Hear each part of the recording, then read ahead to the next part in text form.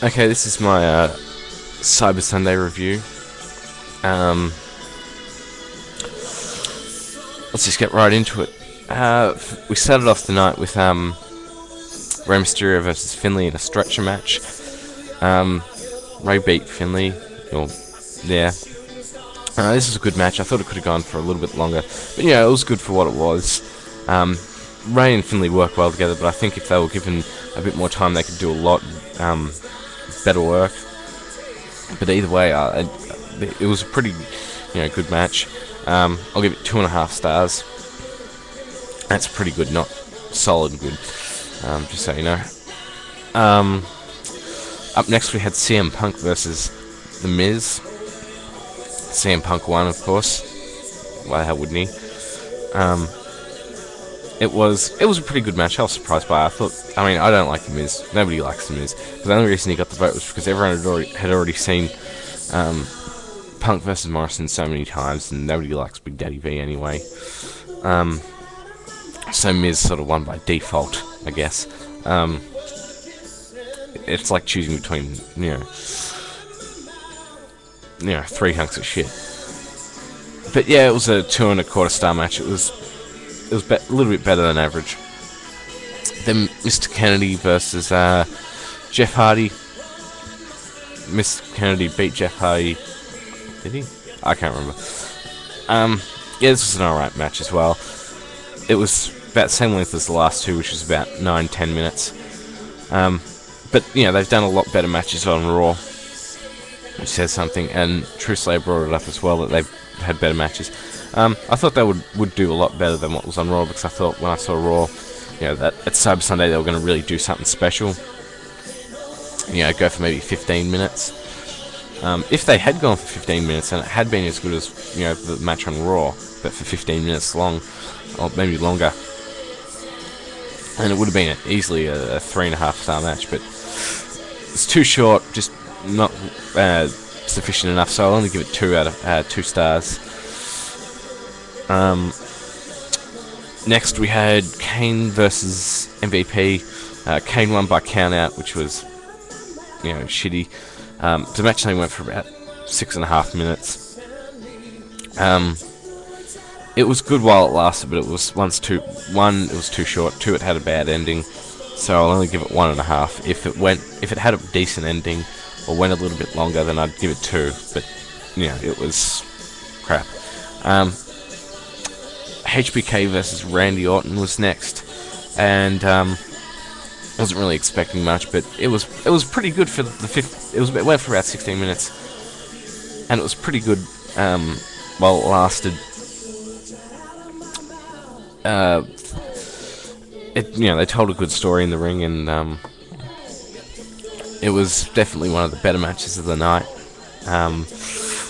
So I'll give it 3.25 stars, but it had a bad ending where Randy Orton got himself disqualified. You should never have a. I can understand why they did it. They just, they give HBK the win, but have Randy Orton keep the belt. But still, they could have done it so many other ways. Anyway, on to the next match. Triple H beat Umaga in a street fight. I seriously thought this was going to be a cage match, but yeah, it was a pretty good street fight. It was probably better that it was a street fight than it was a cage match, because Umaga and Triple H are both pretty good brawlers. So it was a very good match. Not very good. Yeah, it was very good. It went for about 17.5 minutes, and sorry, I'm just changing songs.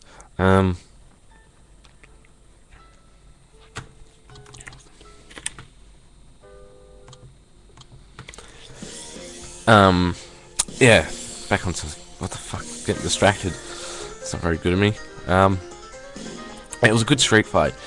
They're both pretty good brawlers, and I wasn't really surprised. I knew this was going to be a pretty decent match. I thought it was going to be around 3 stars anyway, because their 6-minute match on at last pay-per-view, I can't remember the name of it. No Mercy. That was a pretty good match for the time limit they had, the time restrictions they had. So I thought, well, if they give them more time, then it will definitely be a good match. So I'll give it 3 3/4 stars. It would have been 4, but you know, there were just some little things. I'm just nitpicking some problems at it. I can't remember them now because, you know, whatever. I watched it last night and I just woke up and I'm doing this review. Then we had the Halloween diva shit. I'm not a big fan of the divas. I don't know many people who are, except for like 13-year-old pervs on the internet and stuff, and they're like, ooh, whatever. Sorry for that. Yeah, but it was alright. I'm not a big fan of the divas once again, but you know, why couldn't you just put them in a match or something? Or yeah. Anyway, on to the next shit. We had the best match of the night, which was, unsurprisingly, Batista versus Undertaker. I knew this was going to be the best match of the night because at WrestleMania they had a really good match. For those two, it was a high-paced match. At Backlash, they had a good match. I think Batista and Undertaker just have good chemistry together. And Undertaker's a good enough wrestler to make Batista look good as well. And so when Batista's, and as I said, they've got chemistry, so you put those two things together, and it really works well together. Steve Austin was the referee, but I mean, we all knew that was going to happen. But as I was saying, Batista and Taker have good chemistry together. Taker's a good worker, and he brings out the best in Batista, and that's really, really good to see, because Batista can put on good matches when someone is when someone's helping. Well, not when someone's helping. When he's working with someone good, and when it's in a main event or a big match situation, when he's really pushed it, when he really tries, he can put on a good match. And this was a good match. You had at the start of it, you had Austin, Stunner, JBL, but I'll give it 4 stars. It was a good, solid 4-star match. As a whole for this pay-per-view, I'll give it 6.5. It was a good pay-per-view. It wasn't a bad pay-per-view, but it wasn't a really good pay-per-view like Backlash or WrestleMania or even Royal Rumble, but it still was a good pay-per-view. 6.5 isn't bad. It's just not good. It's not especially good. But yeah, the Batista versus Taker match, the Triple H versus Umaga, and the HBK versus Randy Orton, the matches which really make this a pay-per-view worth at least seeing, or DVD getting, or even at least renting. Yeah, it was. I was surprised by it. I thought this pay-per-view was going to be horrible, but yeah, it was good. I'm not going to say really good, but it was good. I still think the Cyber Sunday thing should be like a 3-hour special on TV, because if you have people voting for who they want to see and they hype it up enough, like a Saturday Night's Main Event type of thing, if they hype it up and put it on free TV or something, you get big ratings because the fans are actually choosing what they want to see, rather than, you know, going into Raw and not knowing what the matches are going to be. It would be,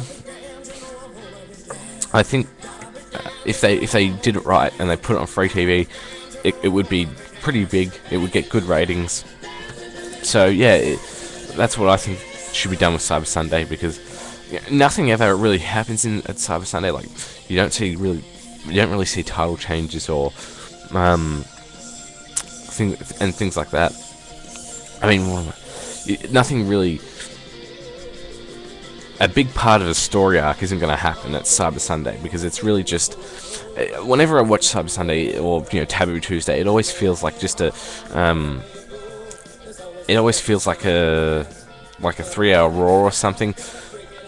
Like nothing really big happens. Like things which add to the story happen, but nothing really pivotal in the story happens. So yeah. Anyway, that's my review. 6.5 for the pay-per-view. Yeah, you should probably check it out. Anyway, I'm done. I'll probably do another video tomorrow. Anyway, until then, see ya.